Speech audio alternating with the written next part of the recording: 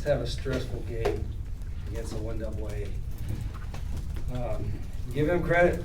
The coaching staff did a great job. They played really hard. Their skilled players were, particularly their quarterback and their running back, was every bit as good as I thought. And they outplayed us for a large part of the game. But I didn't, at halftime, I told the guys, I'm going to scream and yell. We just challenged them to see what they're made of a little bit, and to go out and execute, take pride in our conditioning, and hopefully, the third and fourth quarter will be good. But, it was a battle the whole day, and there's a lot of things, I told the team, there's a lot of things in this game that we can learn from and get better, and tomorrow will be a long, critical day in fixing some of the things. But we'll take it and move on. Coach, hindsight's 20/20. Is a game like this more beneficial to the team than beating up on a Division I AA team 70 to 10 or anything like that? Are you kidding me? I want to take the headsets off, at halftime. But I wasn't, I didn't have any expectations. I was really nervous about their skill players. We tried to prove one. You can see why, right? Four was a hell of a player. I told him that after the game. And you got two guys like that, pretty dynamic. They had a good plan. And again, I got to watch the film and see where we had some breakdowns. We had the turnovers were key, of course, but we had to get turnovers because we weren't getting any stops. I don't think we had 1 3 and out.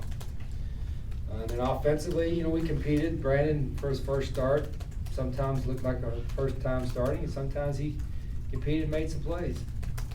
So we're not we weren't very pretty, that's for sure, but our guys did not panic at halftime, and the coaches didn't panic. We just had to get a few stops, which were the turnovers, and get a couple drives together. At what point could you feel a little relieved? I did, right when I walked off the field. That's what I'm saying, it was a stressful game all the way through. When did you find out that Anu would be unavailable, and then how did you prepare Brandon As for soon this as you asked situation? the injury question like you always do on Thursday, I didn't want to, I know you're upset because you usually like to be the heads up on that. He got rolled up in a freak thing on Wednesday. Wasn't sure, thankfully it's nothing that requires surgery. Wasn't sure if he'll go this weekend. But the trainers will make that decision. Hopefully he'll be ready this weekend.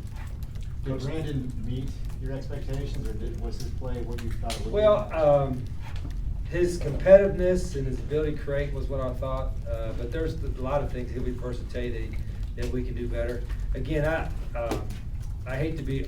We know some of the things right now that we've got to fix.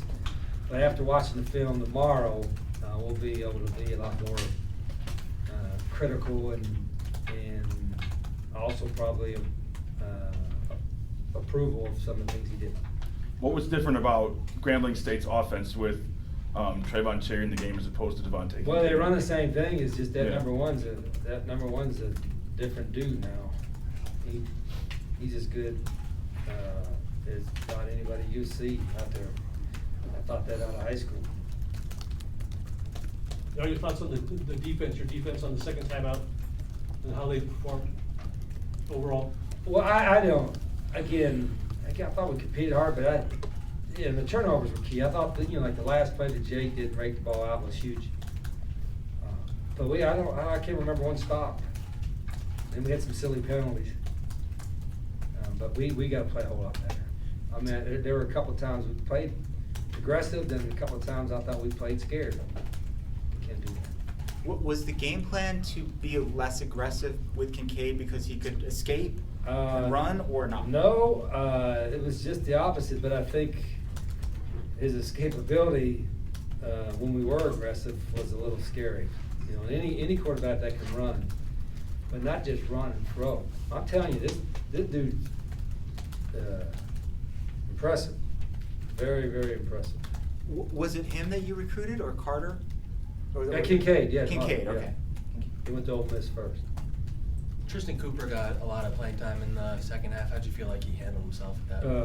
I don't know. I had to watch the defense guys tell you I had to watch film, but he competed. I knew he was in the 2 deep, and then Tellis was hurt, and then some other safeties got banged up a little bit, I think. But he got in there and did okay, I don't know. We didn't tackle, our tackling was horrible. It was like, again, you gotta give number 4 and number 1 and some of them guys credit, but that's as bad tackling as we've ever had. Bad. Is there anything you can do to fix tackling in a span of 6 days? Good. You got any suggestions? I don't, so I'm asking you. What's that?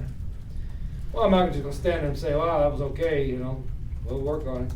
Same dude's got a tackle next week, unless there's somebody that's better, but that was the one thing that was really poor. Our tackling was gross. Did you get a good view of Cody's play where he got ejected? I saw it on the replay, and again, I didn't see it live, so it's, the benefit of replay is easier. I think the problem was the head down. It wasn't in the head-to-head, but the head, in their opinion, the head was down a little bit. You just don't wanna be close to that, but I'll watch the film a little bit more, but I mean, it's a severe penalty. Guy's 15 yards and he's thrown out of the game, and was he out the next half of the next game or something? Is that what the rule is? Coach, what are your thoughts on that penalty? Well, I think when it is, and I actually talked before about it, I think when the intent, when somebody leads with an intent to try to injure, that's a hard thing to figure intent. I think when you launch with the crown of your helmet, and that's poor intent, then target, go out. But it's all for the safety of the player, so I understand why the rule's severe, but if it's bang bang and it wasn't like a launching and it looked like an intent to injure a guy, I mean, okay, a penalty, but throwing them out and being out the next game or next half is a pretty severe penalty.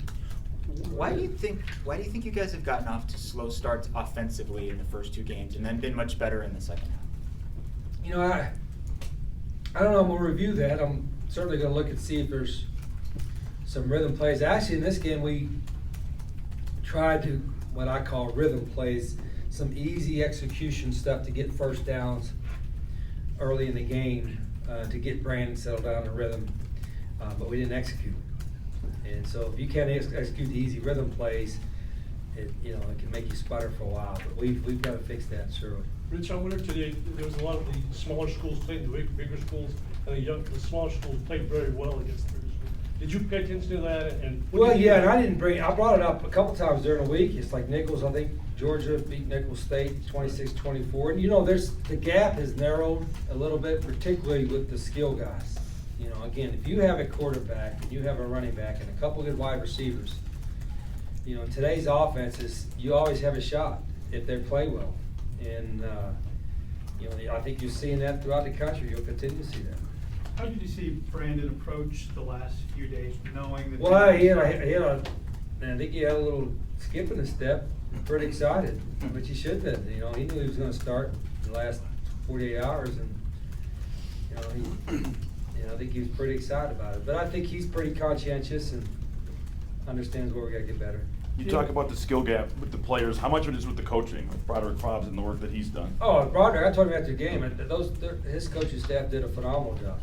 And I've known him before, and some of the guys on the staff, they're really good coaches. And they've done a great job there. I mean, they were 9-2 last year, and they'll win a bunch of games this year. They've done a great, and they got a good plan. And, from where it was 3 or 4 years ago, Broderick been there 3 years now. He's done a phenomenal job, and I think they'll win a lot of games. If they can get their, even 15's a good player, but if they get one back, watch out. Did Nate Phillips play tonight? No, Nate tried to go, and his shoulder was bothering him in warm-ups, and so he couldn't go. Anything else for Coach? Okay, thank you, everybody. Thank you, Coach.